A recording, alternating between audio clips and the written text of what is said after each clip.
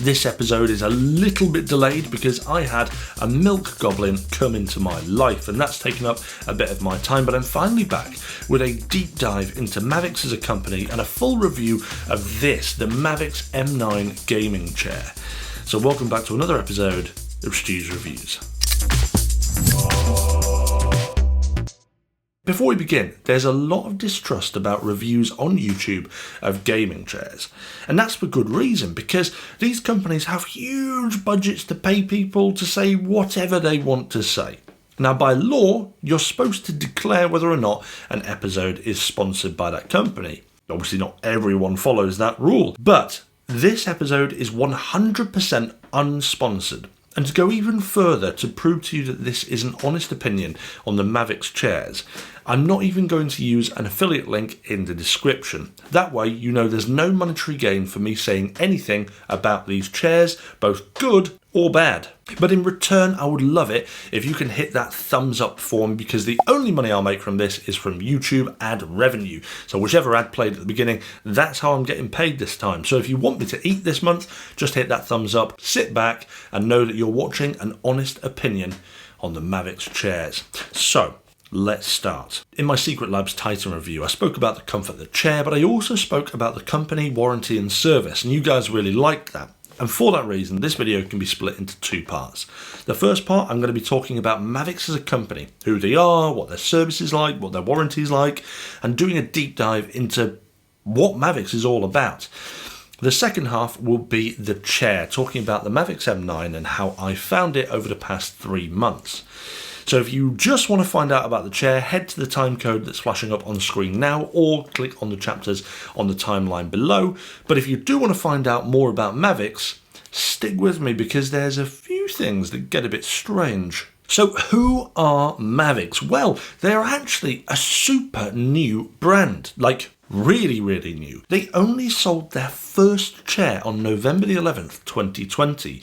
So the most amount of time that anybody could have owned one of these chairs for is 5 months, which isn't very long. Now, Mavix are owned by another company called Future Seating. They're the parent company behind them. Here's where it gets a little bit strange, because Future Seating don't just own Mavix, they also own another chair company called X Chair. Now, why is this relevant? Well, let me show you a picture of the Mavix chair. This is just a generic Mavix M9 chair, the one I'm sitting on right now. This is an X chair. What's going on there then? Well, I did a deep dive into both of these companies because a few of you mentioned how similar they both looked. And obviously being owned by the same company, Future Seating, there are going to be some form factor similarities, but they are geared towards different uses. X-Chair is more about the business user, whereas Mavix has some extra technologies for gaming use, such as a cooling gel in the seat that I'm sitting on here to keep your bum nice and cool during those sweaty Warzone winds. Which, by the way, guys, I will be streaming at some point in the future. So if you are on Twitch, I'd love it if you can hit me up with a follow over on Twitch, because I'm going to start streaming Warzone very soon. Anyway, so that makes Mavix actually an older company than they first would appear, meaning they've been able to gain a lot of experience from the X Chair and import that over to the Mavix branding. I can understand why they've not really made much mention of each chair on each separate kind of branding, because they are trying to market Mavix directly to the gaming community, whereas the X Chair is more to the business community. However, I can't help but feel that if Mavix maybe had given more information on this, people might have a bit more consumer confidence in Mavix. Because otherwise, it's just a brand new brand and people don't have that experience of it. But they do, in fact, have a bit of pedigree. So now that we know who Mavix are, what about their support? Well, they are a company based in America, Maryland, US. And what's really cool about Mavix is they actually have an internal support team based in America. They don't outsource their support teams. Now, I love this. I've always despised it when companies outsource their call centres and support units to another country. It really irks me. That is a massive positive in my eyes, because the support they give you, or at least they say they give you, is a 12-year warranty. 12-year warranty. That's 12 years of support from a chair. That's not just the longest chair warranty I've ever seen. That's probably one of the longest warranties I've ever seen, full stop. But there is some small print, so let's explore that. They say that it's warranted for 12 years, but that only applies to non-moving parts. Moving parts are only warranted for 5 years. But there's some small print even further. Those moving parts will only be covered for 5 years, but 2 years of that is full coverage. The next 3 years is coverage, but they will not pay the shipping. Now, this is fine, I guess, if you live in America. But some of these parts, like the whole tilting mechanism, are really heavy and quite large. If that fails and you live abroad, that is going to cost you a fortune in shipping. So it's not really a 12-year warranty in that respect, because some of it isn't covered for 12 years. And hold on, another tiny subtext here is that none of this will be covered for wear and tear. Now, when you're sitting on a chair and you're getting up and you're getting down, wear and tear is probably going to be the likeliest thing that can happen. And because the first chair was sold on the 11th of November 2020, I cannot tell you how long this will last for. Now, on paper, this 12-year warranty still is good, despite the little small prints hidden all the way down the list. But still, on the surface, this warranty looks like it could be pretty good. However, as a disclaimer, I can't prove any of that warranty. I can't draw from other people's experiences like I did in my Secret Labs review, because these chairs have not been out for very long at all. So I would just implore you, if you've got a Mavix chair already and you're just watching this out of interest, or you know of someone who has had a Mavix chair and had an issue or had a great experience with their warranty department, please pop your experience in the comments below, because that will help everyone out who's watching this review. But for now, we're just going to have to take their word for it. There is one more thing actually that's worth mentioning, and that's the fact they offer a 30-day guarantee money-back scheme. So you can buy the chair, try it out for 30 days, and if you don't like it, you can ship it back. But you guessed it, there's some small print. If you do look to return it, there is a fee. Now, if you live internally in America, you're looking at about $120 to return that chair. So about 10% of the cost of the Mavix M9. If you live further afield, you're looking at nearly $200. That's Alaska and Canada. What it is for Europe, I'm not sure, but this becomes a very expensive try before you buy type scheme. So it's just worth remembering that if you do want to buy it in the hopes of trying it out and seeing what it's like, if you don't like it, it will cost you a little bit of money to get that sent back to Mavix. On the subject of postage, when it arrived, it came pretty much pre-opened. It was in atrocious condition. The actual chair was fine internally, but the box bottom was pretty much ripped out completely. Now, fine, parcels do arrive like that from time to time, but the coincidence, or should we say not coincidence here, is that when I was watching a few other people's YouTube unboxings of this chair, theirs came pretty much pre-opened as well.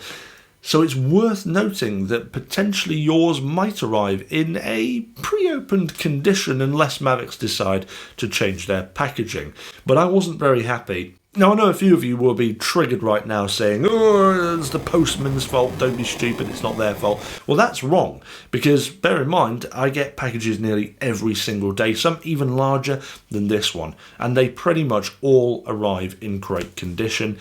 But this definitely didn't. So if you order the Mavix M9, again, I can't speak about the other models, but if you order the M9 and it arrives with the bottom completely fallen out, let us know in the comments below. Now on to part 2, talking about the chair. The chair I've been using for the last 3 months has been the Mavix M9, Mavix's most premium offering. This particular colour scheme is called Glacier, and everything about it is designed to keep you cool. The seat base even uses a cool gel memory foam to keep you cool during those sweaty warzone winds. Overall, the style is quite different to that of a traditional racing seat gaming chair, opting for a more ergonomic appearance which definitely stands out in today's gaming chair market. I think it almost looks slightly futuristic, like something you'd find on a flight deck of a starship, and it's got some of that technology to boot. The accented lumbar support really stands out here in both design and function. It's directly sprung and integrated into the backrest and applies a good amount of pressure to your lower back to help your posture when seated. The whole chair is adjustable as well, being able to change the height of the backrest, the height of the headrest, and all sorts of movement from the main bulk of the underchair mechanism, along with 4 dimensions of movement in the arms. Overall, this thing is a technological ergonomic beauty on paper and in person, but the real question is, has all of this amounted to a good experience over the past 3 months? And what can I say? It's been a bit of a mix. There's some things that I really, really love about the Mavix M9, and some things I really don't love. So let's start with the good. Firstly, the ergonomics. The ergonomics of this thing is great. I've been able to sit in this for hours upon end and not be uncomfortable in any way, shape or form. It's super supportive, and that to me is what you want from a chair you're going to be spending a long time in. What really helps is the adjustability of certain parts of the chair, because it is quite adjustable. You can do things like pull the bottom out so that it fits people with longer legs. You can do things like raise the backrest so it fits people with taller bodies. There's all sorts, and I think that the amount of adjustability is really inclusive for people of all shapes and sizes. It is quite a wide chair. I mean, I'm 6'8" and I'm not huge, but I'm pretty big and I don't really fill the entire base, so it is quite a large chair. I imagine people who are a bit smaller might find it maybe a bit too big, but overall I think it is a very inclusive chair for its adjustability, and it is a very comfortable chair from its ergonomic point. With the ability to adjust the height of this backrest, it means that lumbar support can go up and down. Now, the lumbar support is possibly one of my favourite things about this chair, because it's springy, it's supportive, and it feels like it's massaging the bottom of my back, and I really genuinely like it. And I think the colour options are pretty cool as well, given the fact that that's the accented tone on the design. I just think overall they've done a really good job with that lumbar support. The base of the seat as well is super comfy, it's squidgy, that memory foam just kind of hugs your bum, and overall the base is very, very nice, and again it keeps you super cool with that cooling gel and the vents in the side. There's also one thing as well that I think is probably quite inconsequential to a lot of people, but I really, really notice it, and that is the wheels. Now, these things are insane. They are like they've ripped them straight from a pair of inline skates.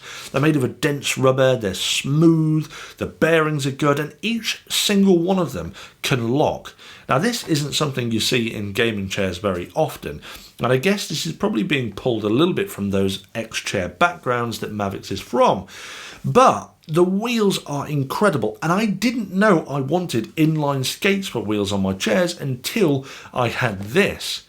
Now, the reason I like it so much is because my floor is like undulating big stone pavings with kind of massive crevices in the floor, and normal casters just get absolutely destroyed or stuck, and they're really bloody awkward.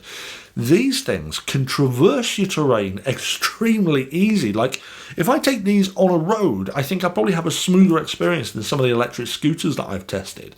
Honestly, they are so cool, and a massive, massive benefit to the whole design of the Mavix M9. Lastly, it's a very quiet chair when you're sat in it. It pretty much makes no noise at all. Now, again, this might be inconsequential for some of you, but for those out there that will be recording audio, doing things like streams, you don't want a noisy chair. So that is a huge benefit, the fact that it is quite a quiet chair to sit in and record at. Now, those are the good bits, but what about the bad bits? The first thing, I guess, is that it feels a little bit, well, plasticky. And that's because there is a lot of parts on this particular chair that is made of plastic. You've got the arm stalks made of plastic, the buttons are made of plastic, the levers are made of plastic, and even the base is made of plastic. And plastic just doesn't have that premium feel that I would expect of a product at this price point, which I'll get into in just a second. But because all of this is made of plastic, when you wobble the chair, it just has a kind of plasticky feel about it. It's all a bit rattly. Now also, when you're moving the chair, when you're not in it, the backrest adjustment, although I've said that was a good thing, which it is, it's a fantastic thing when you're actually sat in a chair, the backrest adjustment is one of the most annoying things I have ever come across in a chair ever, because there is no locking point for this adjustment. If you go to drag and move it around, you're going to drag it up, because it's really, really easy to do, and then when you let go, it falls back down, because it has a 4-point locking system, and on the 5th it will then drop back to its lowest setting. It is inherently annoying because I'm pushing my chair underneath my desk each time I'm using it every single day and pulling it out every single day, and every single day I reset the adjustment of this backrest. A simple locking mechanism would have been the most easy thing to do. Why haven't they put that in? It's stupid design mistakes like that that really irritate me. I don't know if everyone's going to have this same problem as me, but I'm not the only one who moves the chair around when I've finished with it and pushes it under my desk. It would have been so easy for them just to put a little bit of a locking mechanism in, and that would have solved the problem. But they didn't. Some of the other adjustments as well are possibly worse. The headrest, for example, is just held on by friction. You have to tug and pull it to get it to the right height, and it's just not an easy way of adjusting it. And that's the same with the 4-dimensional armrests. Yes, it's brilliant because they're 4-dimensional and they're very inclusive to fit all body sizes, but they are an absolute nightmare to adjust, and there is pretty much no hope of you getting them in exactly the same position on both arms. All of this just adds to a kind of experience that feels a little bit cheap. And here's the problem, because this chair is far from cheap. It will set you back $999. $999. That is a lot of money. And the question is this chair, or should this chair be worth $999? And I hate to say it, I don't think it should be. It's not that this is a bad chair, because it's actually relatively comfortable. It's ergonomic, it's supportive, I can sit in it for hours on end and not feel uncomfortable, and it's got cool technology such as the cooling gel to help my bottom, and I love that. I think it's great. I just feel like it's being held back by some of the poor design choices and some of the plasticky parts that this thing uses. And it's not just this though. The company in itself is essentially brand new. Yes, they have a bit of grounding with X-Chair, but they've branched out and made Mavix its own brand. With that respect, the fact they've sold their first chair in November 2020, it makes $1,000 a hell of a lot of faith to put in a company without a proven track record. Now, it may prove that Mavix is incredible, their service is unbelievable, and that 12 years warranty they support all the way through, and in fact the chairs, they last even longer than 12 years because they're indestructible. And if that is the case, I guess this review, I'll eat my words a little bit and we'll do a catch up when that time comes. But like I said, they haven't got that proven track record, and there aren't people with experiences that we can pull from to see exactly how good this company will be in the future. All I can say is that at the moment they've done a great start on the Mavix lineup, and stuff that I really, really like, such as the adjustability and such as the inline skates or wheels. But I think that they can do more, and I'm really looking forward to seeing what comes next for Mavix. But right now, should you buy the Mavix M9 based on that price tag? In my opinion, it's a little bit pricey for what they're asking. And that concludes today's review. Thanks very much for joining, guys. If you liked today's video, don't forget to hit that thumbs up, hit that subscribe, hit that notification bell to be notified when new episodes land. And if you are over on Twitch, hit me up with a follow. I'll leave a link in the description below to that, because I will be streaming Warzone soon, and I'll even be wearing those cat ear headphones because I am the hottest e-girl that you guys know. But other than that, guys, thanks for joining, and I'll see you back for another episode of STU'S Reviews soon.